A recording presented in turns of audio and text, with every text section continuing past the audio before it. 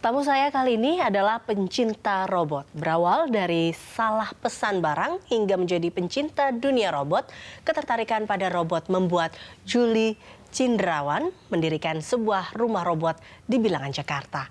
Berawal dari situlah rumah robot ia dirikan dan ia besarkan. Padahal dunia robot bukan bidangnya, akan tetapi robot sekarang ini menjadi kebutuhan khusus dan sudah berkembang di dunia internasional. Bersama saya Liza Hasan, inilah Female Zone.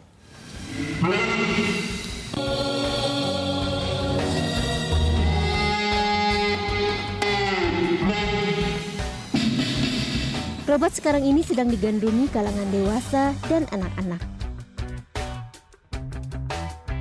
Dengan lahirnya robot dalam kehidupan, membuat Julie Cindrawan mendirikan sekolah atau rumah robot pertama di Indonesia.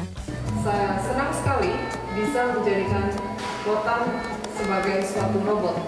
Julie masih menyimpan semangatnya untuk terus memajukan, sekaligus mengenalkan robot kepada halayak luas. Bagaimana kiprah dan keinginannya demi memajukan dan membesarkan dunia robotik di Indonesia, bahkan menjadi tantangan dalam hidupnya.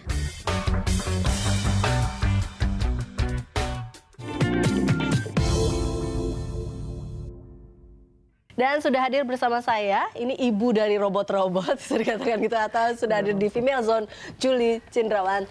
Terima kasih telah hadir di Female Zone. Terima kasih telah mengundang, Mbak. Ini sudah ada teman-temannya juga di sini ya, anak-anak ya. Tapi apa sih sebenarnya kalau kita tadi lihat background Anda bukan dari, ya bukan seorang yang memang menggeluti dunia robot-robot segala macamnya, ataupun saintis, tapi bahkan marketing Dan finance. Nah, apa yang membuat Anda jatuh cinta kepada robot-robot ini?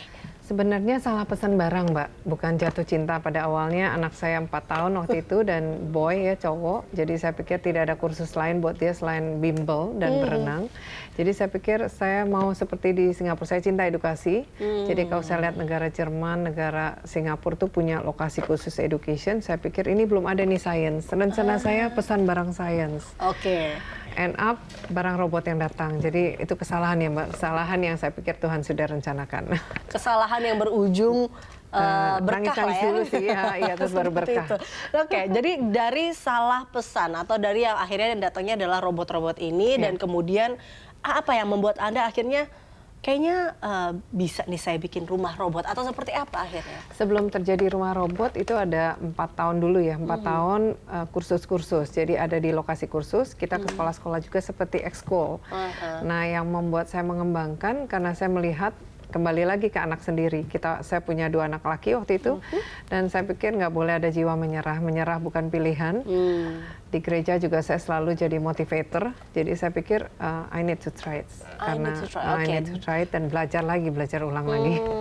Dari situlah mungkin tadi ketertarikan Anda terhadap dunia pendidikan juga, dan melihat bahwa sosok seorang ibu yang ingin anaknya juga berkembang, melihat dunia makin berkembang dengan teknologi. Itu mungkin akhirnya memotivasi Anda melihat bahwa robot-robot ini juga bisa menjadi sesuatu di Indonesia seperti itu. Pada saat itu kalau boleh jujur semuanya menganjurkan tutup. Pada tahu saya salah pesan barang, saya nggak bisa robotik, dan saya di dunia tekstil sebenarnya. Tidak ada satu orang pun yang mengatakan robot akan berhasil di Indonesia. Cuma satu hal yang membuat saya pikir ini harus diteruskan selain faktor anak saya. Saya research dan saya pikir negara-negara yang kurang berkembang seperti Vietnam, Filipina, Malaysia itu sudah punya sampai ke D3-nya. Bahkan bukan SMK saja, sudah D3. Jadi saya pikir there must be something in robotik, punya ilmu. Tidak mungkin. Jadi kalau negara-negara yang berkembang saja sudah punya sampai ke D3, I think it must be something. Dan saya cek di Indonesia waktu itu Pak Wahidin itu Bapak Robotika Indonesia. Saya pikirnya dia yang pertama mencetuskan robotik buat Indonesia. Itu sudah S2 dari 34 tahun sebelumnya.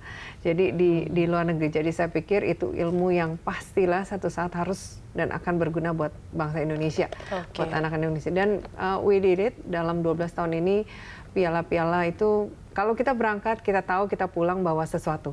Tidak mungkin pulang dari luar negeri, tidak bawa apa-apa, gitu nggak mungkin di robotik. Sayangnya itu kurang diangkat, but kita terlalu yakin kalau kita berangkat, oke kita pulang pasti bawa sesuatu. Karena itu udah darah sains anak Indonesia tinggi, saya pikir cukup tinggi. Nah itulah akhirnya menjadi, mungkin rumah robot ini adalah satu tempat yang Anda harapkan bisa menjadi wadah bagi anak-anak Indonesia untuk mengembangkan jiwa mereka sains ya ini. Nah, ini mungkin dari awal Anda berpikir untuk atau mendapatkan barang-barang robot ini dan kemudian ingin membuat rumah robot ini tentunya proses yang begitu panjang dan tidak mudah pastinya, Bu Julie.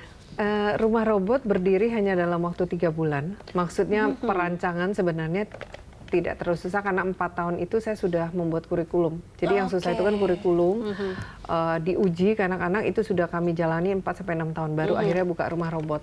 Jadi itu sebagai seperti museum robot, dan kalau akan saya buka lagi akhir tahun ini atau awal tahun depan, saya pikir udah saya campur dengan anaknya bisa berinteraktif dengan alat-alat tersebut semuanya. Anak-anak bisa nyambung. Nggak hanya museum yang melihat wah ini robotik, no, bukan itu lagi. Anak-anak akan berinteraksi dan mereka akan merasakan this is bisa jadi sesuatu yang berguna mereka kembangkan untuk ilmu mereka ya. Bukan hanya melihat, tetapi mereka juga bisa membuat robot-robot karya anak Indonesia. Kita tahu memang banyak mahasiswa ataupun pemuda-pemuda Indonesia yang menang dengan robot-robotnya. Tapi sampai di Jakarta kita nggak pernah lihat nih robotnya seperti apa sebenarnya. Itu. Betul. Nah itu Anda melihat itu robot-robotnya bukan tidak ada. Sehabis pertandingan mereka dismantle lagi untuk pertandingan lain lagi karena alat-alatnya cukup mahal.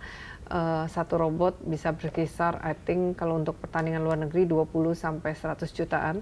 Jadi dari universitas juga kan alokasi dana belum ada. Jadi biasanya mereka dismantle lagi untuk pakai lagi servonya, motornya, otak ya semua dia pakai lagi gitu. Jadi kita nggak pernah melihat hasil-hasil juara 1, juara 2 hilang semua. Saya pun mencari untuk rumah robot saya untuk saya display dan kebanyakan sudah menjawab tidak ada lagi, tidak ada lagi. Oke, baik. Nah ini berarti memang kita lihat ya perjalanan Anda mungkin dalam rancangan rumah robotnya itu mudah 3 bulan ya, tapi kurikulumnya itu yang sangat sulit. Lumayan sampai sekarang berubah terus. Baik, saya akan mau berkenalan dengan robot-robot yang lucu Ibu Julie bawa ini, tapi usai jeda kita akan kembali ya Bu Julie, kami akan kembali pemirsa, tetaplah bersama kami di Female Zone.